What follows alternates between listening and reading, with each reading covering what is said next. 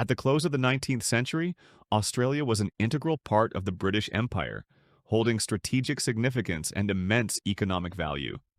Its vast land and natural resources, from fertile farmland to gold and minerals, made it a prized possession for the British.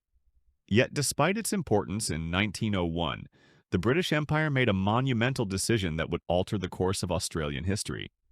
It gave up control of Australia, granting it full dominion status. But what exactly led to this decision? What were the driving forces behind this shift? The British Empire had ruled Australia since its first settlement in 1788. Over the years, Australia had grown from a penal colony into a prosperous society, contributing significantly to the empire's wealth. Yet, as the world entered the 20th century, Britain found itself at a crossroads. The same empire that once stretched across vast parts of the globe was beginning to show signs of strain. Managing the sprawling British Empire was increasingly difficult, and the economic and political costs of maintaining colonies like Australia were rising. The world was changing, and so was the empire. Australia, however, had long been on its path to greater self-governance. While still loyal to the British Crown, the desire for autonomy had been growing steadily. By the end of the 19th century, the colonies that made up Australia, New South Wales, Victoria, Queensland, Tasmania, South Australia, and Western Australia, had established their own parliaments and were making increasing calls for self-rule. These colonies had been united under the British Empire, but the economic and social changes occurring on the Australian continent made them want more control over their future. One of the main driving forces behind the movement for self-rule in Australia was the rise of nationalism. As the 1800s came to a close, many Australians began to see themselves as distinct from the British, even as they retained loyalty to the Crown. The shared experience of being on the far side of the world, the common challenges of building a nation from a distant outpost, and the desire for local control led to the development of a uniquely Australian identity. The calls for greater self-governance grew louder, and this push for autonomy was fueled by a growing sense that the British Empire could no longer protect or adequately serve Australia's needs in a rapidly changing world.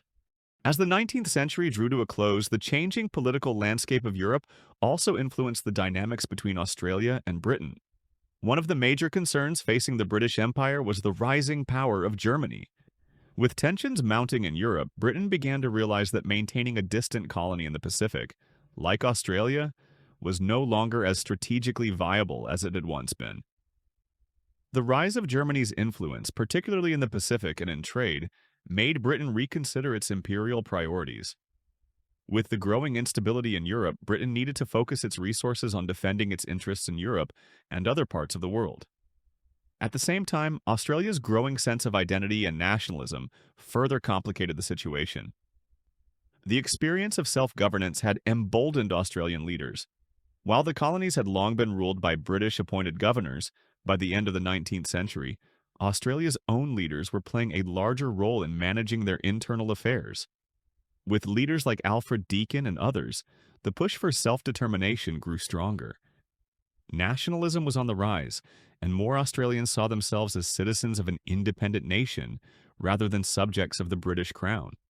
Before we dive into Australia's path to full independence, I'd appreciate your help in reaching 250 subscribers. Please consider hitting that subscribe button to support the channel. Now let's explore the key steps that led Australia toward greater autonomy in the early 20th century. In 1901, Australia's self-governance reached a new milestone when the Commonwealth of Australia was established, consolidating the 6 separate colonies into a unified nation. This marked a pivotal moment in the nation's history and was the direct result of growing demands for autonomy and self-determination. The British Empire, still managing global affairs, recognized that Australia had outgrown its status as a mere colony. It was clear that Australia was now capable of managing its own domestic and foreign affairs. This union was a symbolic step towards greater autonomy, but did not yet mean complete independence. Australia was still part of the British Empire, and Britain retained control over foreign policy and defense, though the new Commonwealth Constitution granted Australia greater authority over internal matters. While the formation of the Commonwealth marked the beginning of Australia's transformation, there was still one last hurdle: the Boer War. The war, which had taken place in South Africa between 1899 and 1902, proved to be a turning point for both Britain and its colonies. Britain's military involvement in this conflict stretched its resources thin, revealing the challenges of maintaining control over distant colonies. Australia, alongside New Zealand, sent soldiers to support Britain in this conflict, but the heavy toll the war took on both Britain and its colonies became evident. The war revealed to Australians the limitations of the British Empire and further fueled the desire for full independence. The Boer War became a rallying point for Australian nationalism. Despite their loyalty to Britain, many Australians began questioning why they were fighting wars on behalf of the Empire, especially when Britain couldn't always provide the protection they needed. The war highlighted the need for a more independent Australia, capable of defending its own interests and making its own decisions. By the end of the Boer War, Britain was financially drained and facing new geopolitical challenges, especially from a rising Germany. The empire could no longer afford to maintain control over distant colonies like Australia. The costs of exerting power over Australia, both financially and militarily, were too great. Australia had proven itself capable of handling its own affairs, and its growing autonomy was recognized by Britain. The result was the granting of Dominion status to Australia in 1901, allowing Australia to govern itself while still within the British Empire. This decision wasn't the result of dramatic conflict or violent uprisings. It was a practical choice made in the context of Britain's shifting global priorities and the Australian colony's growing maturity. While Britain still retained control over Australia's foreign policy and defense, the new Dominion status gave Australia greater freedom to make domestic decisions, marking a critical step toward full independence. Here's the surprising twist: Australia didn't immediately push for full independence after being granted Dominion status. Instead, many Australians were content to maintain ties with Britain. They recognized the benefits of being part of the British Empire, but were increasingly making decisions on their own terms. The Dominion status allowed Australia more autonomy without severing all ties with Britain, establishing a relationship of mutual respect and signaling the end of Australia's full control by Britain. This peaceful transition marked one of the rare instances in history where an empire relinquished control of a colony without conflict. There were no revolutions or uprisings. Instead, Britain acknowledged that Australia had grown into a nation capable of standing on its own. The 1901 move toward Dominion status was the start of a shift in the global order, with more nations following suit and asserting their independence from imperial control. In the years following 1901, Australia continued to develop its identity as an independent nation. Although it fought alongside Britain in World War I, Australia began developing its own foreign policy.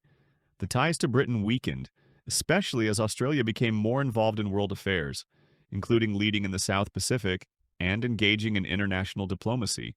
By the mid-20th century, Australia was well on its way to full independence, leaving behind its colonial ties.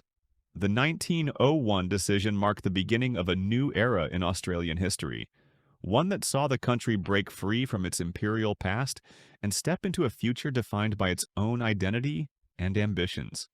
The decision to grant Australia Dominion status in 1901 marked a pivotal moment in both nations' histories, signaling the decline of the British Empire and the rise of Australia as an independent nation on the global stage. If you found this video insightful, don't forget to subscribe for more content on the rise and fall of empires and key geopolitical moments. Thanks for watching, and I hope to see you in the next video.